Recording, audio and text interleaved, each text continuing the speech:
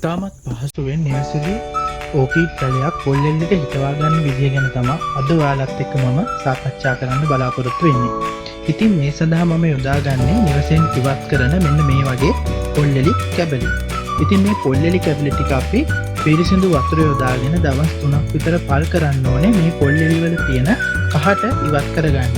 ඊට පස්සේ තමයි අපිට නිරෝගී පැලයක් මේ පොල්ලෙල්ලේ හිටව ගන්න පුළුවන් වෙන්නේ.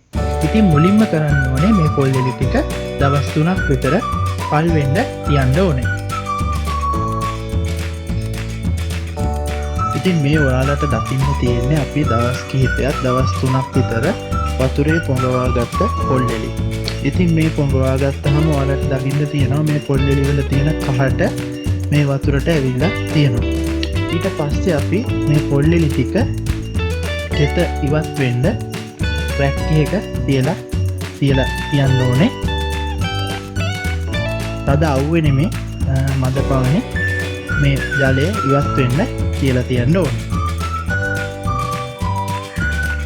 දැන් අපි සූදානම් වෙන්නේ පොල්ලෙල්ලක ඕකීඩ් පැලයක් හිටව ගන්න ආකාරය ඔයාලට පෙන්වන්න.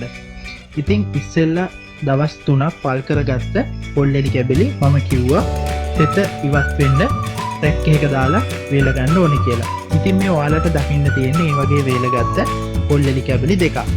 මේදී මම මෙතන සිදුරු කරගෙන තියෙනවා විශාලයනයක් යොදාගෙන මේක අපිට ඕනම තැනක රඳවන්න පුළුවන් වෙන විදිහට තමයි මේක සිදුරු කරගෙන තියෙන්නේ.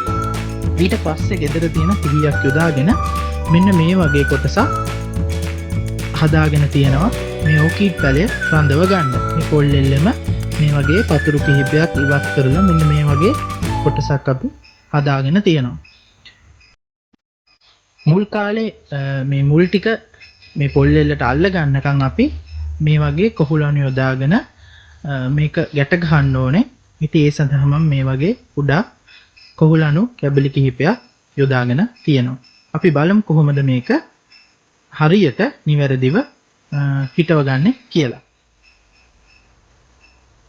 මේ වැඩේ කරන්න ඉස්සෙල්ලා ඔයාලට කියන්න ඕනේ මෙන්න මේ වගේ කුඩා කිරිමුල් තියෙන පැල යොදාගත්තොත් ඉතාමත් පහසු වෙනවා ඉක්මනින් පොල්ලෙල්ලට මේ පැල නැත්තම් මේ මුල් අල්ලගෙන ඉතාමත් හොඳ නිරෝගී පැලයක් අපිට ලබා දෙන්න. ඒ වගේම ඉක්මනින් මල් ලබා ගන්න ඒක හේතුවක් වෙනවා.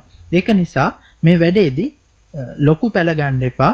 මල්ලෙන් ආසන්න පැල යොදා ගන්න එපා. මේ වගේ කුඩා පැල යොදා ගන්න කියලා තමයි මම දැනුවත් කරන්නේ.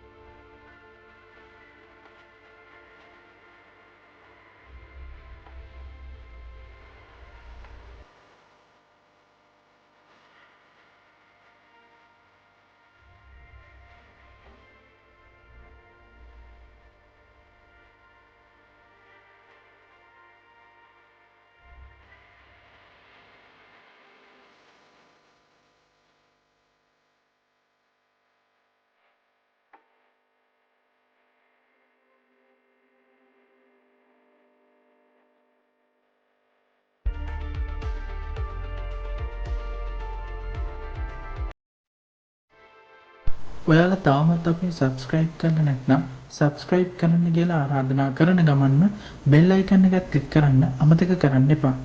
මේ වගේ තවත් වැදගත් වීඩියෝ එකකින් හමුවනතුරු ඔබට සුබ දවසක් කියලා ප්‍රාර්ථනා කරනවා.